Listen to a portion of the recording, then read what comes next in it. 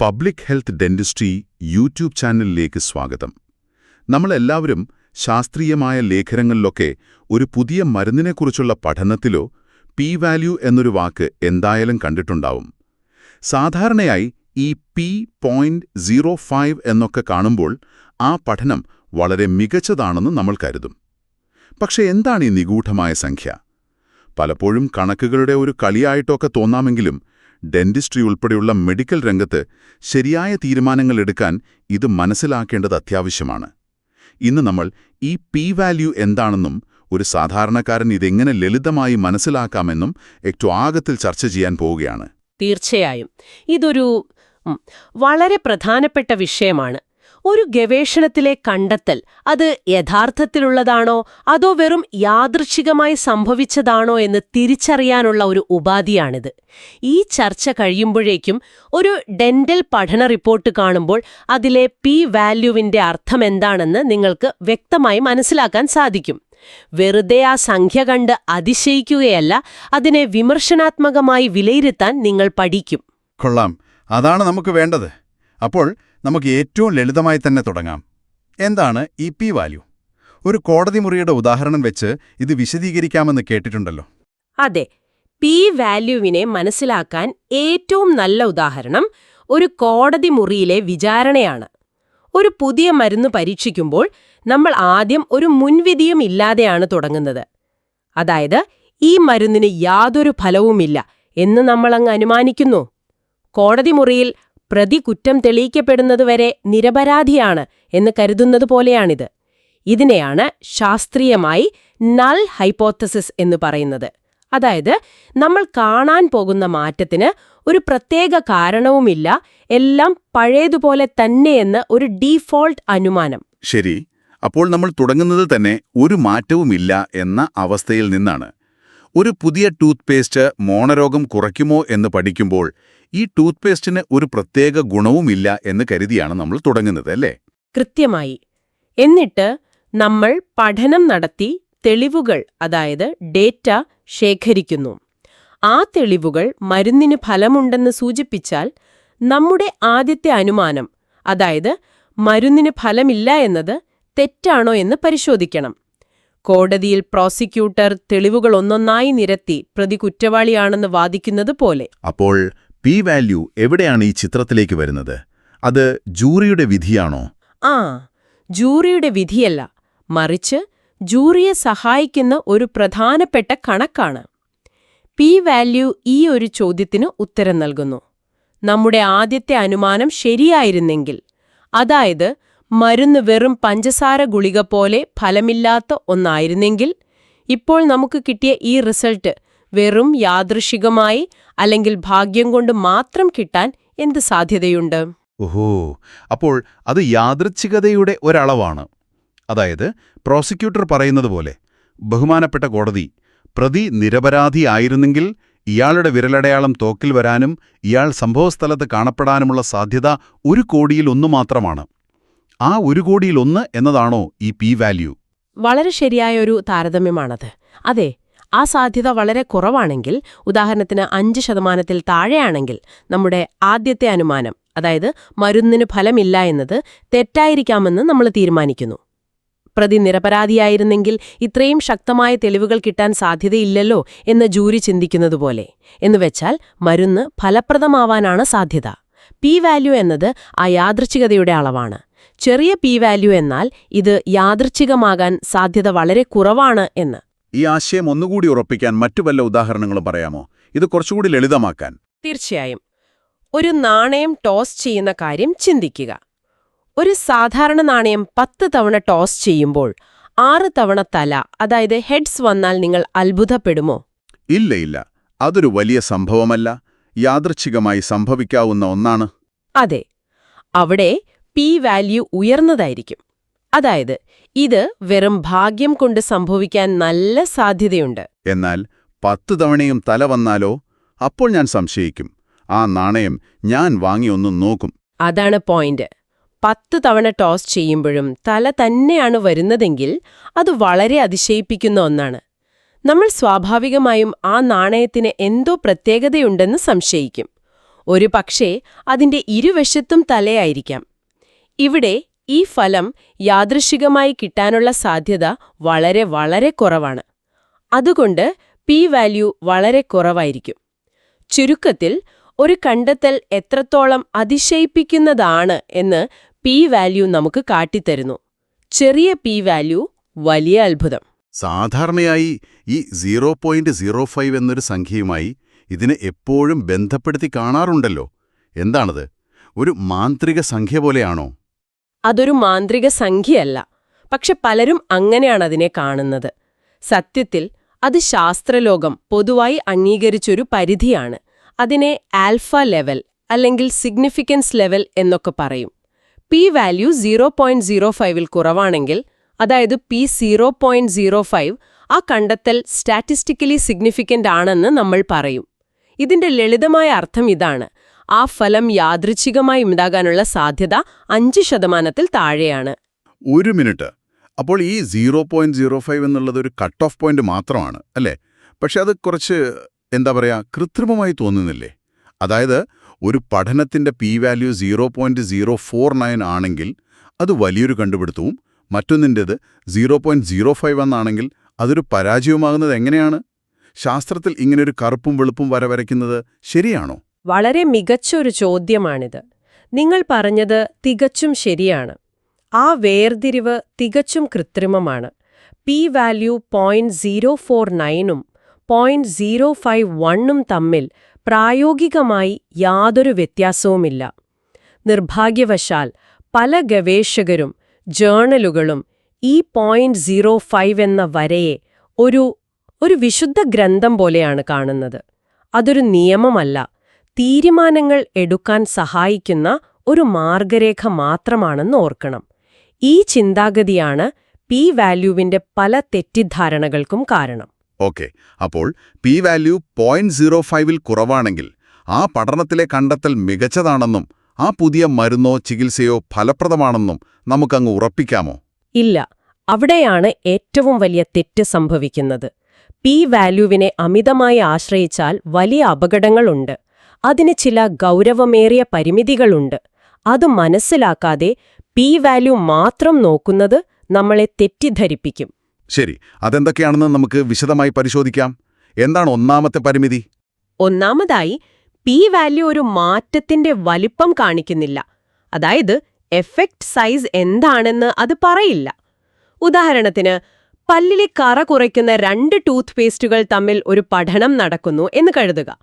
പുതിയ പേസ്റ്റ് പഴയതിനേക്കാൾ കറ കുറയ്ക്കുന്നുണ്ട്, പക്ഷെ വെറും 1% മാത്രം. ഓ, വളരെ ചെറിയൊരു വ്യത്യാസം. അതെ. എന്നാൽ ഈ പഠനം 10,000-കണക്കിന് ആളുകളിൽ നടത്തിയാൽ ഈ ചെറിയ 1% വ്യത്യാസത്തിന് പോലും p-വാല്യൂ 0.05ൽ താഴെ കിട്ടിയേക്കാം. ഓ, അപ്പോൾ നിങ്ങൾ പറഞ്ഞു വരുന്നത് ഒരുപാട് പേരിലൊരു പഠനം നടത്തിയാൽ ഏത് ചെറിയ വ്യത്യാസവും സ്റ്റാറ്റിസ്റ്റിക്കലി സിഗ്നിഫിക്കന്റ് ആക്കി മാറ്റാൻ സാധിക്കുമെന്നാണോ? അത് ഗവേഷണ ഫലങ്ങളെ വഴിതെറ്റിക്കാൻ ഉപയോഗിക്കാമല്ലോ. ഒരു മാർക്കറ്റിംഗ് ടീമിന് ഇത് വളരെ എളുപ്പമുള്ള പണിയാവില്ലേ? വ്യത്യാസം കൊണ്ട് കാര്യമായ പ്രയോജനമുണ്ടോ? ഒരുപക്ഷെ ഉണ്ടാവില്ല. ഇതിനെയാണ് സ്റ്റാറ്റിസ്റ്റിക്കൽ സിഗ്നിഫിക്കൻസും ക്ലിനിക്കൽ സിഗ്നിഫിക്കൻസും തമ്മിലുള്ള വ്യത്യാസമെന്ന് പറയുന്നത്. p-വാല്യൂ ഒരു വ്യത്യാസമുണ്ടെന്ന് പറയും, പക്ഷെ ആ വ്യത്യാസം പ്രായോഗികമായി ഉപകാരമുള്ളതാണോ എന്ന് പറയില്ല. അതായത് ഒരു വ്യത്യാസം യാദൃച്ഛികമല്ല എന്ന് പറയാമെങ്കിലും ആ വ്യത്യാസം നമ്മൾ ശ്രദ്ധിക്കാൻ മാത്രം വലുതാണോ എന്ന് p-വാല്യൂ പറയില്ല. ഇത് വളരെ പ്രധാനപ്പെട്ട ഒരു പോയിന്റാണ്. ഇനി രണ്ടാമത്തെ പരിമിതി എന്താണ്? രണ്ടാമത്തെ പരിമിതി p-വാല്യൂ ഒന്നും തെളിയിക്കുന്നില്ല എന്നതാണ്.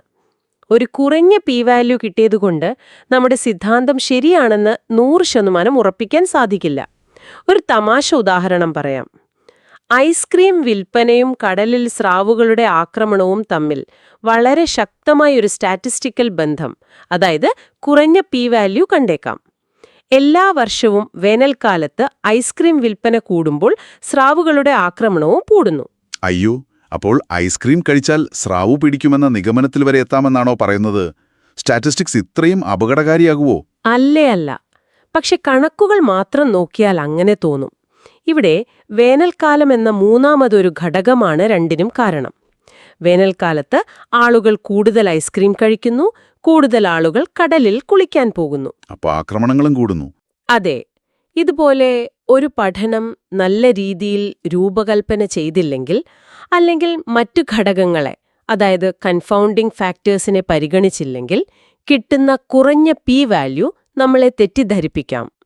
കോറിലേഷൻ എന്നാൽ കോസേഷൻ അല്ല. ശരിയാണ്. ഇനി മൂന്നാമത്തെ പരിമിതി എന്താണ്? ഇനി പറയാൻ പോകുന്നത് കുറച്ച് കൺഫ്യൂസിംഗ് ആവാൻ സാധ്യതയുണ്ട്. പക്ഷേ പി വാല്യൂവിൽ ആളുകൾക്ക് പറ്റുന്ന ഏറ്റവും വലിയ അബദ്ധം ഇതാണ്. പി വാല്യൂവിനെ തെറ്റായി വ്യാഖ്യാനിക്കരുത്. ഒരു പഠനത്തിൽ പി വാല്യൂ 0.04 ആണെന്ന് കരുതുക. ഇതിന്റെ അർത്ഥം ഈ മരുന്ന് ഫലപ്രദമല്ല എന്ന് പറയാൻ 4% സാധ്യതയുണ്ട് എന്നല്ല. ഇത് സാധാരണയായി ആളുകൾ വരുത്തുന്ന ഒരു തെറ്റാണ്. പിന്നെന്താണ് ശരിയായ അർത്ഥം? ശരിയായ അർത്ഥം ഇതാണ്: നമ്മുടെ ആദ്യത്തെ അനുമാനം ശരിയായിരുന്നെങ്കിൽ, അതായത് മരുന്ന് ഫലപ്രദമല്ലായിരുന്നെങ്കിൽ, ഈ പഠനഫലം യാദൃച്ഛികമായി കിട്ടാൻ 4% സാധ്യത ഉണ്ടായിരുന്നു. ഈ വ്യത്യാസം വളരെ പ്രധാനമാണ്. ഇത് മരുന്ന് ഫലപ്രദമാണോ അല്ലയോ എന്നതിന്റെ നേരിട്ടുള്ള സാധ്യതയല്ല പറയുന്നത്. ഓക്കെ, അതായത് നമ്മുടെ സിദ്ധാന്തം തെറ്റാകാനുള്ള സാധ്യത 4% എന്നല്ല, മറിച്ച് നമ്മൾ വെറുതെ ഭാഗ്യം കൊണ്ട് ജയിക്കാനുള്ള സാധ്യത 4% എന്നാണ് പറയുന്നത്, അല്ലേ? ഇത് രണ്ടും തമ്മിൽ വലിയ അന്തരമുണ്ട്. അതെ, ആ വ്യത്യാസം മനസ്സിലാക്കിയാൽ തന്നെ പി വാല്യൂവിനെ ശരിയായി ഉപയോഗിക്കാൻ സാധിക്കും. ഇത് കേൾക്കുമ്പോൾ കുറച്ച് പേടിയാകുന്നുണ്ട്. പി വാല്യൂവിന് ഇത്രയധികം പരിമിതികളുണ്ടെങ്കിൽ നല്ല ഗവേഷകർ ഇതിനെ എങ്ങനെയാണ് കൈകാര്യം ചെയ്യുന്നത്? അവർ പി വാല്യൂവിനെ മാത്രം ആശ്രയിക്കുകയാണോ? ഒരിക്കലുമില്ല. നല്ല ഗവേഷകർ പി വാല്യൂവിനെ ഒരു സൂചനയായി മാത്രമേ കാണുകയുള്ളൂ. അവർ അതിനോടൊപ്പം മറ്റു പല കാര്യങ്ങളും പരിഗണിക്കും. ഉദാഹരണത്തിന്, കോൺഫിഡൻസ് ഇന്റർവെൽ. ഒരു മരുന്ന് രക്തസമ്മർദ്ദം 10 mmHg കുറച്ചു എന്ന് പറയുന്നതിന് പകരം കോൺഫിഡൻസ് ഇന്റർവെൽ നമുക്ക് ഇങ്ങനൊരു വിവരം തരും: ഈ മരുന്ന് രക്തസമ്മർദ്ദം 8നും 12നും ഇടയിൽ കുറയ്ക്കാനാണ് 95% സാധ്യത. അത് കൂടുതൽ വ്യക്തത നൽകുന്നുണ്ട്. അതെ, അത് നമുക്ക് ആ മാറ്റത്തിന്റെ വ്യാപ്തിയെക്കുറിച്ച് കൂടുതൽ വ്യക്തമായൊരു ചിത്രം നൽകുന്നു. അതുപോലെ എഫക്റ്റ് സൈസ് നേരിട്ട് റിപ്പോർട്ട് ചെയ്യും. പി വാല്യൂവിനപ്പുറം ആ മാറ്റം എത്രത്തോളം വലുതാണെന്നത് കാണിക്കും. അപ്പോൾ ഒരു നല്ല പഠന റിപ്പോർട്ടിൽ പി വാല്യൂവിനോടൊപ്പം ഈ കോൺഫിഡൻസ് ഇന്റർവെല്ലും എഫക്റ്റ് സൈസുമൊക്കെ ഉണ്ടാകും, അല്ലേ? തീർച്ചയായും. ഞാനൊരിക്കലൊരു പഠനം റിവ്യൂ ചെയ്യുമ്പോൾ അവരുപയോഗിച്ച മരുന്ന് പ്ലാസിബോയേക്കാൾ ഒരു ചെറിയ വ്യത്യാസം മാത്രമേ കാണിച്ചുള്ളൂ. പക്ഷേ പി വാല്യൂ 0.01 ആയിരുന്നു. അതെന്താ അങ്ങനെ? കാരണം അവർ 5000 പേരെ പഠനത്തിൽ ഉൾപ്പെടുത്തിയിരുന്നു. എഫക്റ്റ് സൈസ് വളരെ ചെറുതായതുകൊണ്ട് ആ വ്യത്യാസം രോഗികൾക്ക് ഒരു പ്രയോജനവും ചെയ്യില്ലെന്ന് വ്യക്തമായിരുന്നു.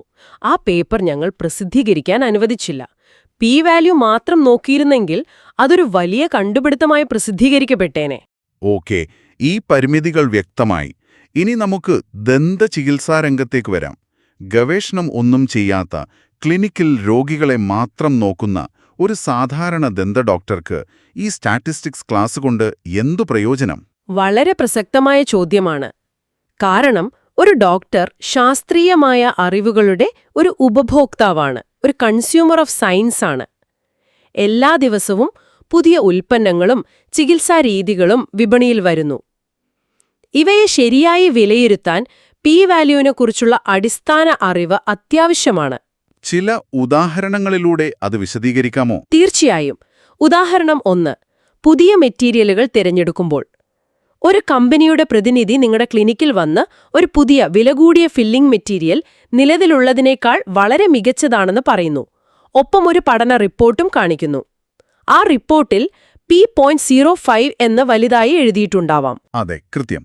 ഒരുപക്ഷെ പുതിയ മെറ്റീരിയൽ ശരാശരി 5.1 വർഷം നിലനിൽക്കും, പഴയത് 5.0 വർഷവും. പി വാല്യൂ വളരെ കുറവായിരിക്കാം. പക്ഷേ ആ 0.1 വർഷത്തിന്റെ വ്യത്യാസത്തിനു വേണ്ടി ഇരട്ടി വില കൊടുക്കുന്നത് ശരിയാണോ എന്ന് നിങ്ങൾക്ക് തീരുമാനിക്കാം. മാർക്കറ്റിംഗിനപ്പുറം വസ്തുതകൾ മനസ്സിലാക്കാൻ ഇത് സഹായിക്കും. വളരെ ശരിയാണ്. മറ്റൊരു ഉദാഹരണം പറയാമോ? ഉദാഹരണം 2: പുതിയ ചികിത്സാരീതികൾ വിലയിരുത്തുമ്പോൾ. മോണരോഗത്തിന് പുതിയൊരു ലേസർ ചികിത്സയെക്കുറിച്ച് നിങ്ങളൊരു കോൺഫറൻസിൽ കേൾക്കുന്നു. അത് സാധാരണ ക്ലീനിങ്ങിനേക്കാൾ വളരെ ഫലപ്രദമാണെന്ന് അവർ അവകാശപ്പെടുന്നു.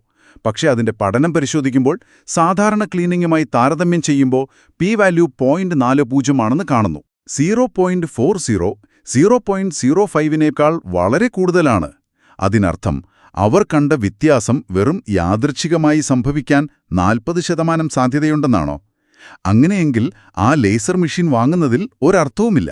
അതെ, അതായത് ലേസർ ചികിത്സ സാധാരണ ചികിത്സയേക്കാൾ മെച്ചമാണെന്ന് ആ പഠനത്തിന് തെളിയിക്കാൻ സാധിച്ചിട്ടില്ല. അപ്പോൾ വില കൂടിയ ആ പുതിയ ചികിത്സാരീതിയിലേക്ക് മാറുന്നതിന് മുൻപ് ഒരു ഡോക്ടർക്ക് 2 തവണ ആലോചിക്കാൻ സാധിക്കും. ഇത് രോഗികളുമായി സംസാരിക്കുമ്പോഴും ഉപകാരപ്പെടുമല്ലോ, അല്ലേ? തീർച്ചയായും. അതാണ് 3ാമത്തെ ഉദാഹരണം. നിങ്ങളുടെ അടുത്ത് വരുന്ന ഒരു രോഗിക്ക് വിസ്ഡം ടൂത്ത് എടുക്കണം. പക്ഷേ സർജറി ചെയ്യുമ്പോൾ നാഡിക്ക് തകരാർ സംഭവിക്കുമോന്ന് അവർക്ക് വലിയ പേടിയുണ്ട്. ആയിരക്കണക്കിന് ആളുകളിൽ നടത്തിയ പഠനങ്ങൾ പ്രകാരം ആ റിസ്ക് വളരെ ചെറുതാണെന്ന്, അതായത് സ്റ്റാറ്റിസ്റ്റിക്കലി സിഗ്നിഫിക്കന്റ്ലി സ്മോൾ ആണെന്ന് ഒരു ഡോക്ടർക്ക് ആധികാരികമായി പറയാൻ സാധിക്കും. ആ പഠനങ്ങളിലെ കുറഞ്ഞ പി വാല്യൂകൾ ആ റിസ്ക് യാഥാർത്ഥ്യത്തിൽ തന്നെ വളരെ കുറവാണെന്നതിന് ശക്തമായ തെളിവാണ്. ഇത് രോഗിക്ക് ആത്മവിശ്വാസം നൽകാൻ സഹായിക്കും. അപ്പോൾ ചുരുക്കത്തിൽ പറഞ്ഞാൽ, ഒരു പഠനത്തിലെ കണ്ടെത്തൽ യാദൃച്ഛികം മാത്രമാണോ അതോ യഥാർത്ഥത്തിലുള്ള ഒരു മാറ്റം കൊണ്ടാണോ എന്ന് പരിശോധിക്കാനുള്ള ഒരു ആദ്യ പടിയാണ് പി വാല്യൂ. സാധാരണയായി 0.05 താഴെയുള്ള ഒരു പി വാല്യൂ കാണിക്കുന്നത് ആ കണ്ടെത്തൽ യാദൃച്ഛികമാകാൻ സാധ്യത കുറവാണെന്ന് മാത്രമാണ്. അതെ, ഒരാദ്യപടി മാത്രം. പക്ഷെ ഒരിക്കൽ കൂടി ഓർമ്മിപ്പിക്കുന്നു, പി വാല്യൂ മാത്രം നോക്കി ഒരു തീരുമാനമെടുക്കരുത്. അത് പസിലിലെ ഒരു കഷ്ണം മാത്രമാണ്. ആ വ്യത്യാസം എത്രത്തോളം വലുതാണ്, പഠനത്തിന്റെ രൂപകൽപ്പനയും ഗുണനിലവാരവും എങ്ങനെയായിരുന്നു, പഠനത്തിൽ പങ്കെടുത്തവരുടെ എണ്ണം എത്രയായിരുന്നു തുടങ്ങിയ കാര്യങ്ങളും ഒരുപോലെ പ്രധാനമാണ്. സ്റ്റാറ്റിസ്റ്റിക്സ് പ്രകാരം പ്രധാനപ്പെട്ടത് രോഗിയുടെ ജീവിതത്തിൽ എപ്പോഴും പ്രായോഗികമാകണമെന്നില്ല. വളരെ വ്യക്തമായി. അപ്പോൾ ഈ ചർച്ച കേൾക്കുന്നവരോട് പറയാനുള്ളത് ഇതാണ്: അടുത്ത തവണ നിങ്ങൾ ഒരു പുതിയ ചികിത്സയെക്കുറിച്ചോ ഉൽപ്പന്നത്തെക്കുറിച്ചോ വായിക്കുമ്പോൾ അതിൽ P0.05 എന്ന് കണ്ടാൽ അവിടെ നിർത്തി സന്തോഷിക്കരുത്. ഒരു പടി കൂടി കടന്ന് സ്വയം ചോദിക്കുക, ശരി, ഈ വ്യത്യാസം യാദൃശ്ചികമല്ലായിരിക്കാം, പക്ഷേ ഈ വ്യത്യാസം എന്റെ രോഗിക്ക് യഥാർത്ഥത്തിലൊരു ഗുണം ചെയ്യാൻ മാത്രം വലുതാണോ? അതെ, ഒരു ഡോക്ടർ ചോദിക്കേണ്ട യഥാർത്ഥ ചോദ്യം ഈസ് ഇറ്റ് സിഗ്നിഫിക്കന്റ് എന്നല്ല, മറിച്ച് is it significant enough to change my practice. P value ആദ്യത്തെ ചോദ്യത്തിനുത്തരം തരും, രണ്ടാമത്തേതിന് തരില്ല. ആ ഉത്തരം കണ്ടെത്തേണ്ടത് നമ്മുടെ അനുഭവവും വിവേകവും ഉപയോഗിച്ചാണ്.